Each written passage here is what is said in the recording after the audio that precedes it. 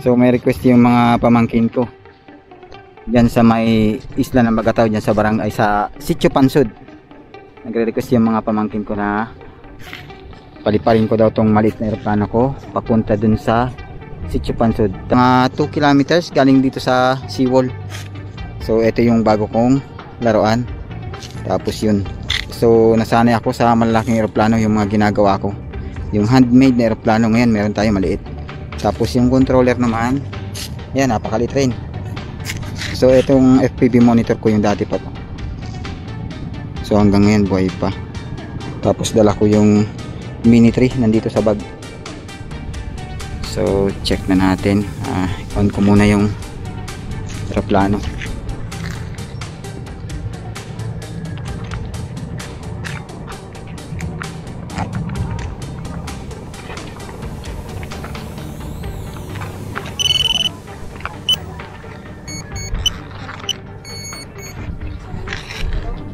So yung battery niya ay 18650. Yun, meron na.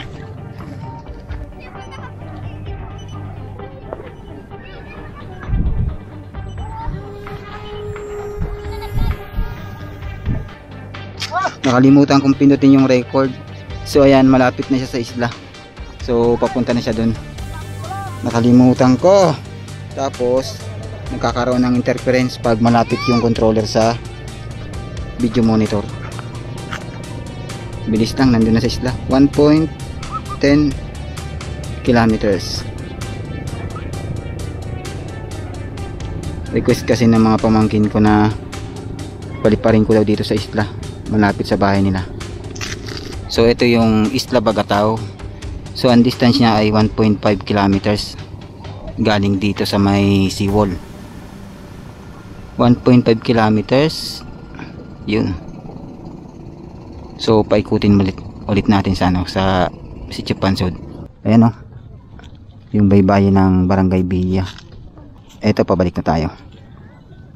1.7 kilometers.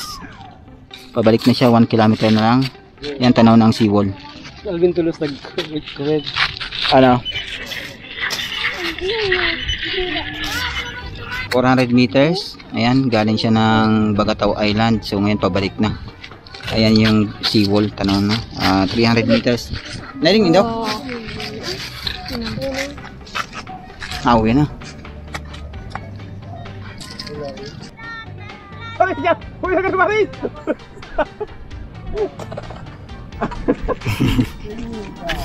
Dahil ko lang na videoan.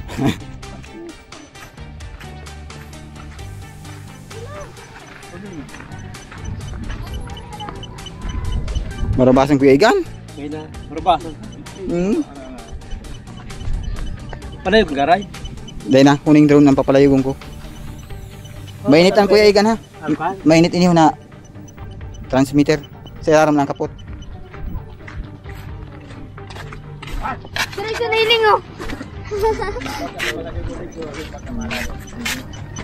Nagbaba si Isang. Ay, na-record ka mo. Diyan lang Kuya Igan sa baba. Maringani, ano yan si Kuya Igan? Yung travel distance niya 14 kilometers, yung flight time 21 minutes, yung battery niya 3.85%. Ang dami pang tira. So yan, nakalanding na yung airplano natin. Shout out na lang kay Galang Bubuyog tapos kay Tutubi Drone.